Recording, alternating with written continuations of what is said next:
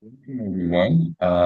It's about 1 minute before the hour, according to my clock. So we're going to wait a few minutes before we actually get started with our presentation. In the meantime, you can see myself here in the lovely Dominican Republic today, enjoying some nice 80-degree weather, and Theo sitting at his office in London.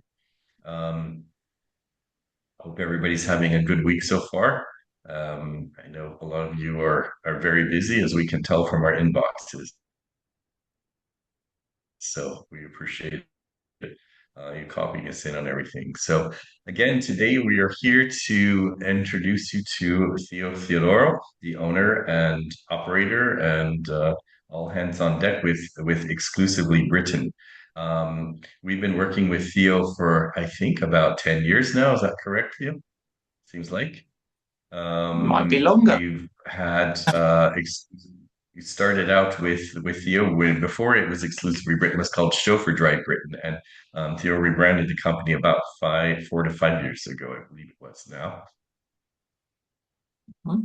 So, in case you don't know, they are DMC based in London, and they handle England, Scotland, and Wales with, as you can see on the screen, curated private experiences. And one of Theo's catchphrases is going beyond the landmark. So, um, out of all of the DMCs that we have, I feel like sometimes when you're in an English speaking country, that clients tend to use DMCs less because of the there's no language barrier. But if you really want to get to know the side of London or outside of London or move into Wales and Scotland, different areas, it's really, really best to use a DMC.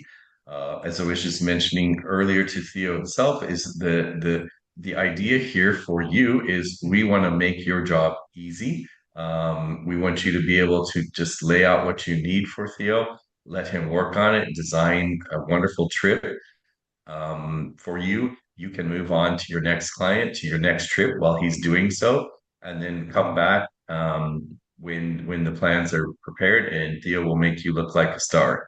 So we want to save you time, save you effort, but make you look as if you had thrown this all together all yourself. So um, Theo, would you like to get started? Sure. Good afternoon, everyone. As Brett said, my name is Theo Theodorou, and I'm the owner of Exclusively Britain.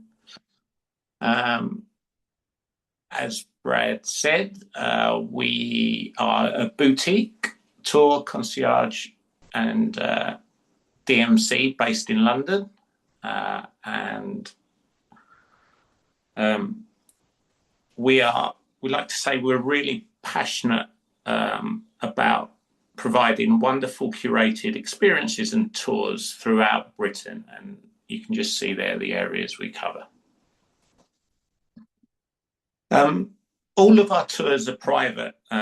These include royal landmarks with a private guide, private access tours, packages, events, day tours, and multi-tour itineraries.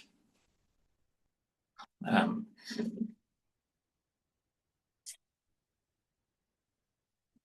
so every tour is bespoke and tailored to the guest's requirements. No two tours are the same, even if they're doing the same sites. We find there's always something different, and that's what we really do well. We work with the agents to make sure we deliver a memorable experience.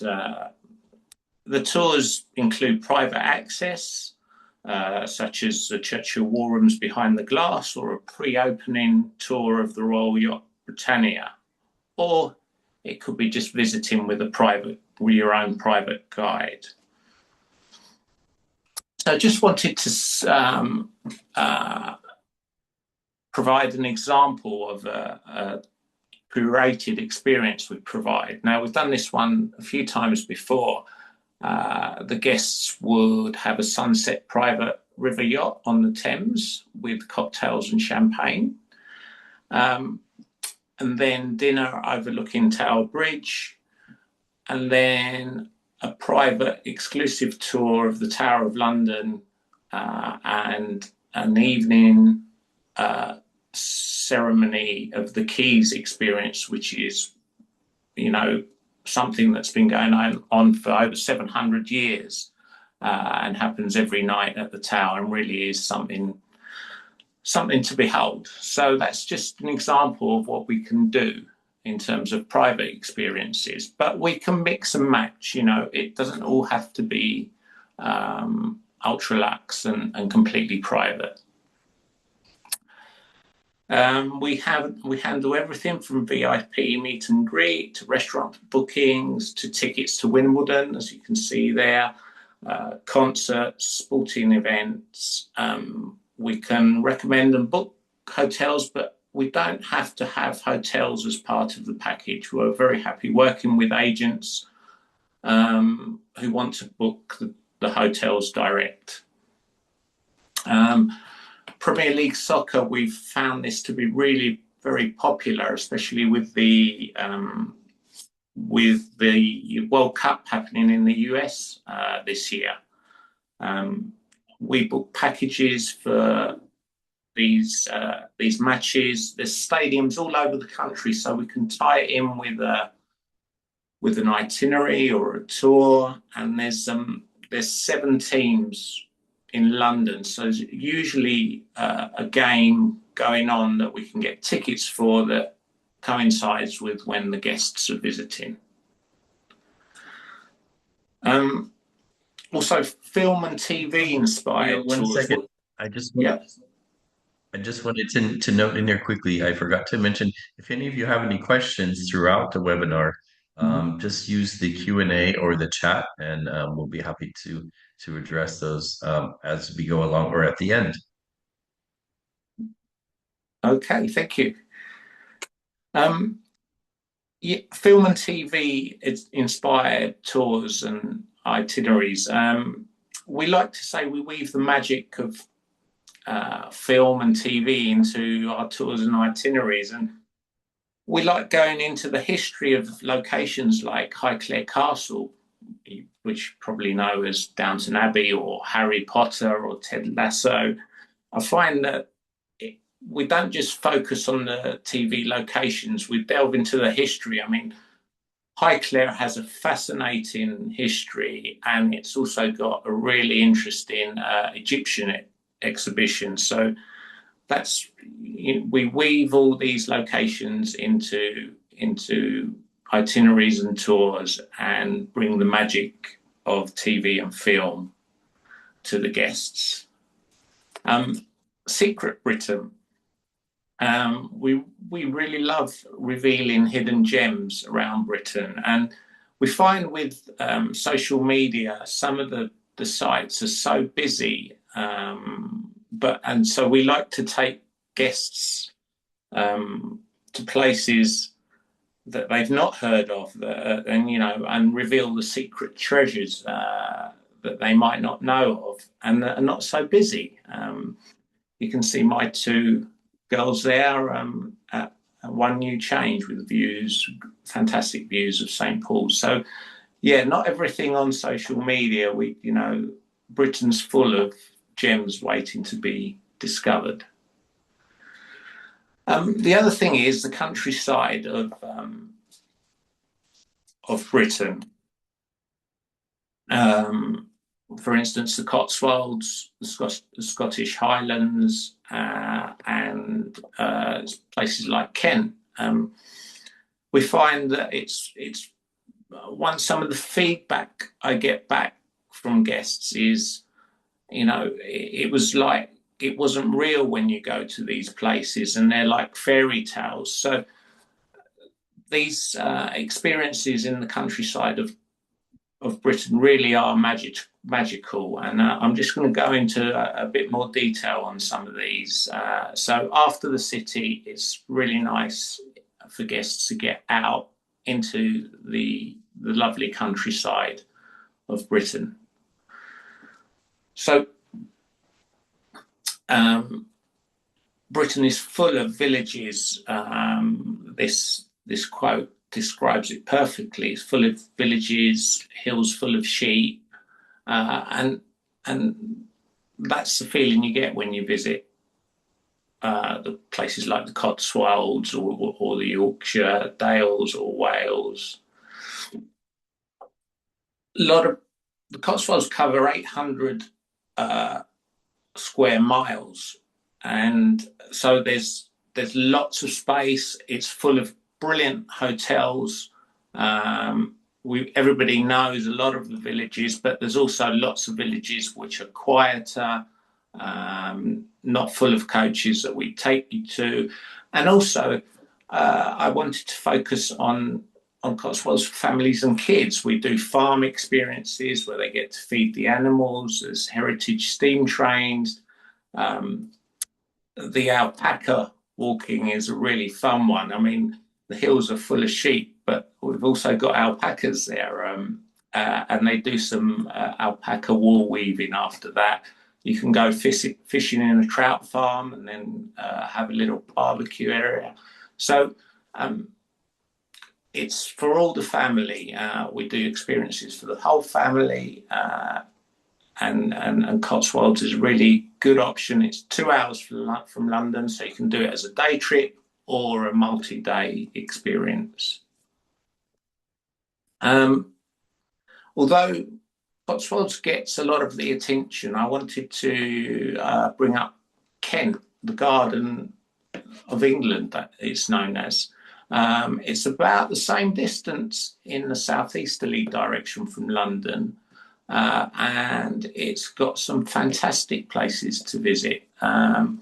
You can stay in a castle where a queen once lived. You can book that 6 months in advance, which is fantastic. The homes of Churchill and Charles Darwin can be done on a day visit. You can do both of those in one day. There's a beautiful walk along the White Cliffs of Dover, and there's some fantastic restaurants in Kent, from Michelin star dining to pubs, and just fantastic restaurants all over. It also has got some of the best breweries and vineyards in the country. I think it's because of the amount of sun it gets, being just that bit further south. There's pretty coastal towns like Whitstable, and obviously being known as the Garden of England, it's got lots of world-renowned gardens such as Sissinghurst. Moving on to the Highlands of Scotland. Now, the Highlands of Scotland give you that sense of remoteness, and I think a lot of people are looking for that these days, where they're experiencing a lot of overcrowded cities. Scotland takes up 1/3 of the landmass of Britain, but it's only got 1/10 of the population. So there's big spaces, beautiful scenery, and its topography and scenery is unique. So that's why people love visiting Scotland. Often we find that guests haven't quite got the time to go for a day, a few days into the Highlands. So there's lots and lots of day trips you can do from Edinburgh. I've lifted some of the less well-known ones here. So it's actually quite easy to get into the Berwickshire and Northumberland coast of England from Edinburgh, believe it or not. And that is a fantastic fantastic coastal place that not a lot of people know about it. You can see Barnard Castle there on the left, which is, considering the amount of castles Scotland has, that's one of the best ones. We can go into the Borders and have a meals day where King Charles gets a lot of his wool from. Abbotsford Gardens, the home of Sir Walter Scott. There's a lovely day trip which Joe was actually going to do and didn't manage to do last time he was in Scotland, of Scotland's oldest working distillery, and it has a Michelin-starred restaurant on site, so that's a fantastic experience. With St Andrews, you can do a day trip to St Andrews. Everybody knows how difficult it is to play golf, to get on the course and play the old course, but we do a little experience here where you can putt on a little putting green known as the Himalayas, which is next to the old course, which is great fun for kids and adults. We can also do a day trip where you have a Highlands safari in a Land Rover, or a Land Rover where a driving experience where you're actually driving.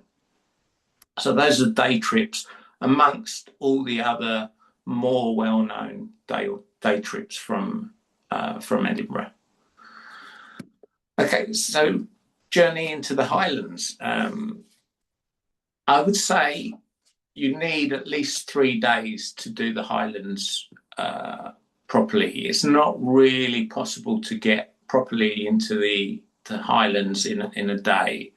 One of my favourite parts is the West Coast and the Western Isles. This includes Skye, but it doesn't have. You don't have to go to Skye, which is getting very, very popular. You can just do the West Coast. You can go to Oban. You can go to there's a fantastic hotel on the Isle of Eriska.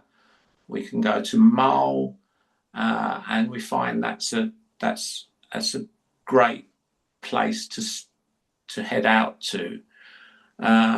If your guests are whiskey fans, we do the Whiskey Trail in Speyside. There are lots and lots of distilleries there, and we do private tours and tasting, and that's in the Spey Valley. That can be accessed from Inverness, so we can tie it in with an itinerary into the Highlands, and that can be done as part of a bigger itinerary. Inverness is a great base to head for exploring the Highlands. There's more hotels there, so some of the other locations it's harder to find hotels, but Inverness has more, so you can use that as a base for exploring the Highlands. Obviously, you can visit the legendary Loch Ness. You can head north from Inverness to the Moray Firth coast, which is beautiful, or you can come back down from Inverness onto the west coast, which I mentioned earlier. So we do various trips into the Highland, and they're usually going in a clockwise or an anti-clockwise direction, so we don't go over stuff twice and the guests see more. We also cover Wales. This is largely undiscovered, I find, for people. It's not always on their radar.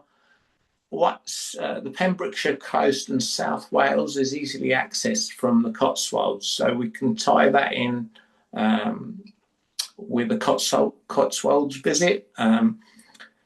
You can visit places like Tenby and St David's. There's some great golf courses as well. So very much a new destination for a lot of people. North Wales and Snowdonia, we can tie in with Liverpool and Manchester, so it's accessible from there. So we tie it in with Beatles tours. You can visit the castle. You can get the train up to the top of Snowdonia, and so we can easily tie Wales in with lots of other places people are visiting. As mentioned before, with concierge level servicing, this can be just a VIP meet and greet, recommending hotels, booking restaurants. As I mentioned before, we don't have to have hotels as part of our booking, and we don't have a minimum booking. So if it's just a VIP meet and greet and transfer, that's fine. We do shopping experiences and theatre experiences, you can see there. We have our own transportation division, which comes from where we originated from. All our transportation is luxury sedans, luxury minivans, and we are fully licensed by Transport for London. So transfers and as directed are no problem for us. So this is just an overview of what we do. As I mentioned, we've got no minimum spend or booking, net or gross pricing, no credit card fees or fees for commission payments. We use Access for itineraries and collaboration, event ticketing. All our tours are bespoke. We can help with hotels, in-house ground transportation, and free restaurant booking service. I wanted to say also that we work with agents and we can do ultra luxe or more scaled back or a mixture of both. You know, if there's a budget, we're happy to work with agents. And if there's one part of the itinerary that they want to do that's really high end, we can do that. It doesn't have to be all ultra luxe. You know, we work with the agents to help them fulfill their clients' wishes.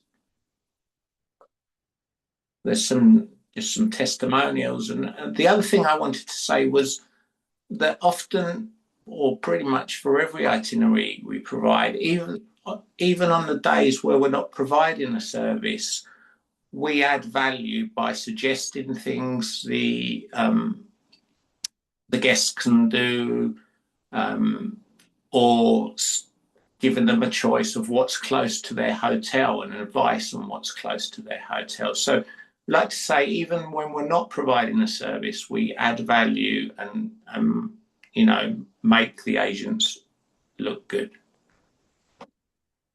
Okay. So begin your journey with Exclusively Britain. Thank you.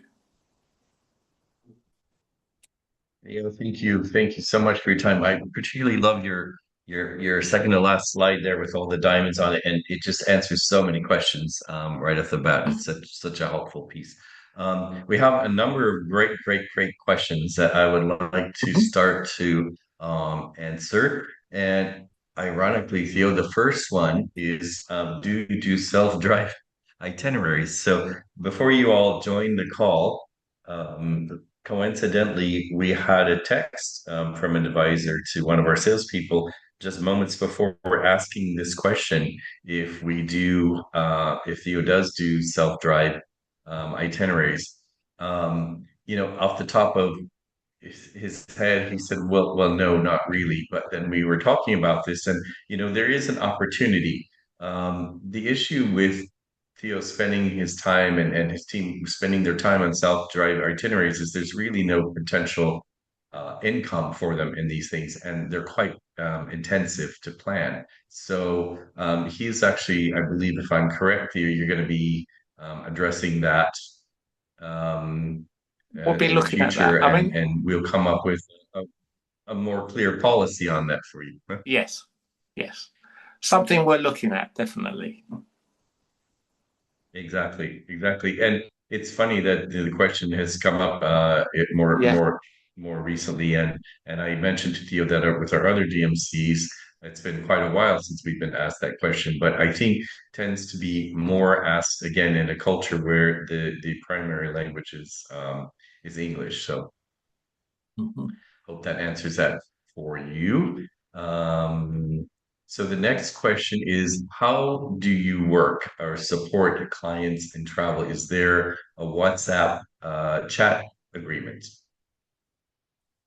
Yes, so every itinerary has an Arrangement, sorry. emergency contact at the bottom, and that includes a WhatsApp mobile number. I assume that this question might also mean with you, Theo. And can the advisors work directly with you in a WhatsApp platform also? Yes, and a lot do. Yeah. Yeah. Okay, perfect. Well, we have done that. And we work with Theo on WhatsApp all the time, I will tell you. So, um, Vivian would like to know what is your favorite in Bath? I'm assuming that means hotels, or you My maybe favorite, it's other things to see as well. sorry, my favorite. Your favorite recommendations in Bath. So I would say that means hotels and activities or things to see. The Royal Crescent for hotels, uh, just because that crescent is what Bath is, one of the things Bath is famous for because of its architecture and just staying on the. It's a fantastic hotel as well, and just the views from that hotel. Um, with Bath, one of my favourite. There's a restaurant that is right on the river. Uh, the Bath. I can't remember. It's right on the river. You can have lunch or dinner right on the river, and then you can take a punt, which is what the boats are called, after lunch on the river. And I think that's really, or you can get a punt chauffeur, which is probably safer actually, um, on the river. There's also a little village just outside Bath called Laycock, which is a sort of Cotswolds village, and that's really fantastic to visit as well. Apart from all the touring in Nice. Bath, yeah. Fantastic. Other questions. If a client has one extra day on a London business trip, what could you organize? What would be your favorite thing to organize for them for a day at leisure? It depends on their interests. We're now doing some really great food experiences. If they're foodies, that could be a royal food experience, which we're doing now, or a borough market food experience. Um, we do a really great rock and roll tour, um, which is has been really popular actually. So getting out to Abbey Road, um, seeing Paul McCartney's house, and we often tie that in with some markets as well, like Portobello Road in Notting Hill. So yeah, we're doing that. Apart from all the usual iconic sites such as Buckingham Palace, changing of the guard. Um, Obviously, the Churchill War Rooms is very, very popular, and we do the behind the glass tour. But if they're into the history of World War II, we've done an experience to the Battle of Britain bunker, which is about half an hour from central London. We've done a private experience there. So, I mean, the list is endless for London. Uh, so just let me know what the guests are interested in, and I'll provide a long list of choices.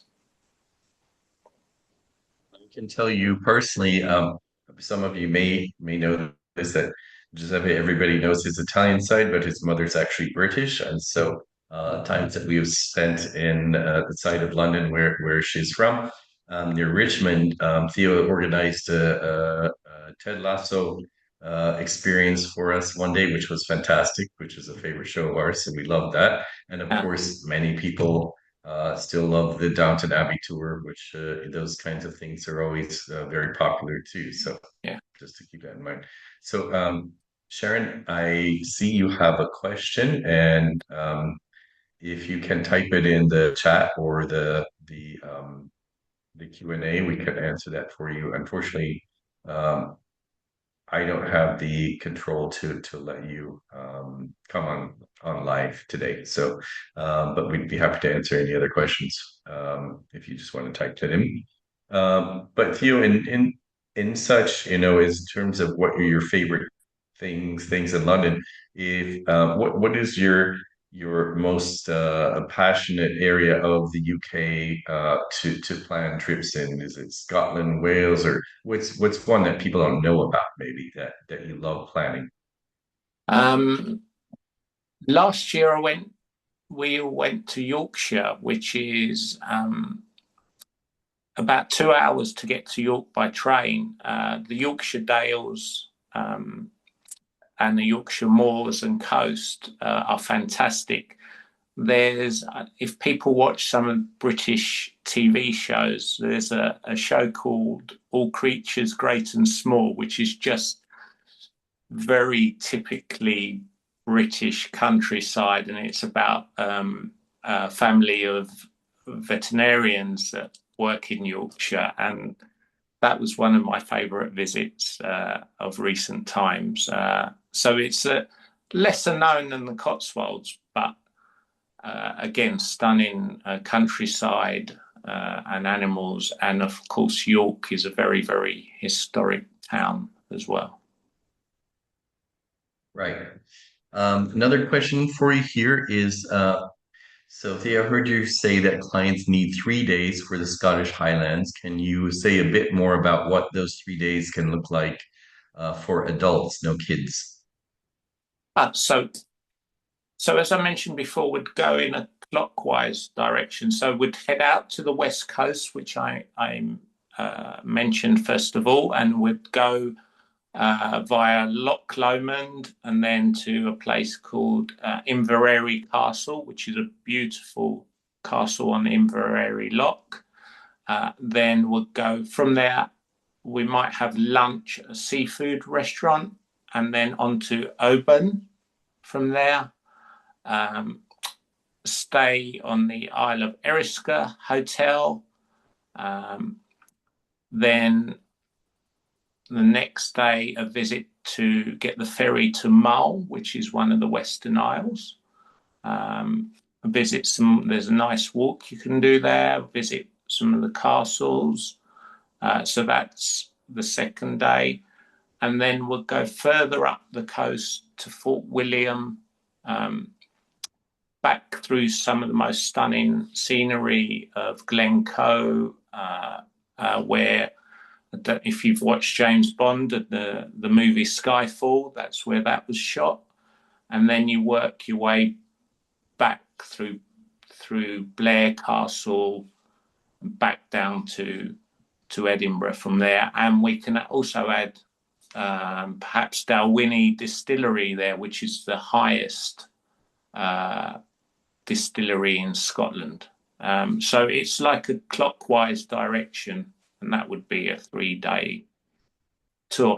It's also worth noting that clients could stay in Glen Eagles, which is easily accessible from Edinburgh Airport, and from Glen Eagles you can sort of get part the way into the Highlands and back in a day. So Glen Eagles is a good option if you haven't got time.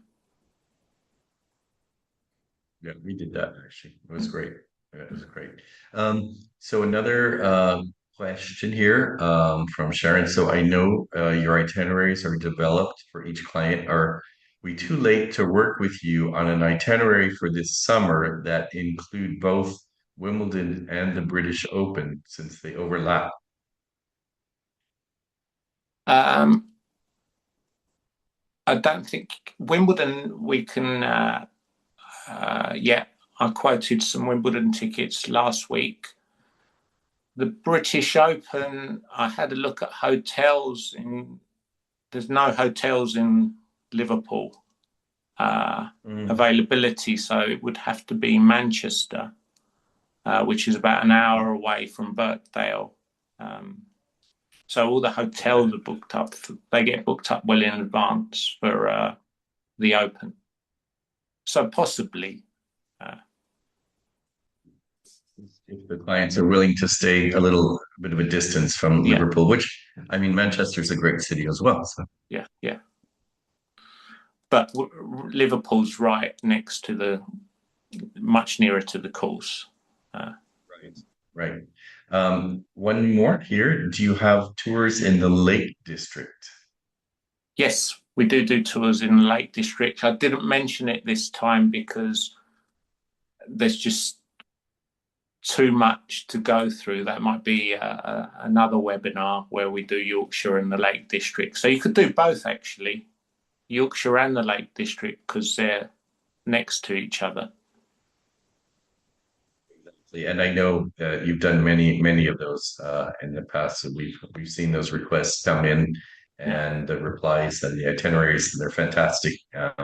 Some area of England I still haven't been yet, which I want to do. So Mhm. that's all what we have in terms of questions for today. Is there any final words? What I would just like to say is you know, in all the years we work with Theo, we literally have nothing but rave reviews. Advisors who have used him in the past tend to write us, say, pleasure it is to work with him. They wish they met him years ago. You know, all sorts of wonderful comments like this. And he is very prompt in getting back to you. And even if it's going to take him, you know, some time to put something together, he gives you realistic expectations of, you know, when you'll hear and get an itinerary. So he does an amazing job, super detailed, and everything is touched by Theo, which I love. He oversees everything, and so if you have any further questions, feel free to, you see his contact information here on the screen. Theo at exclusivelybritain.com. Reach out to myself, our team, anybody, Angel, Heidi, Joe, Giuseppe, and me. We all would love to help you. So other than that, that's a wrap for today. And we just want to thank you all for your time. Thank you for attending. Theo, any last words? No, thank you for attending, and don't hesitate to reach out anything. You know, I'm quite happy to answer questions and give advice. You know. Thank you, everyone. Enjoy the rest of your week. Bye bye.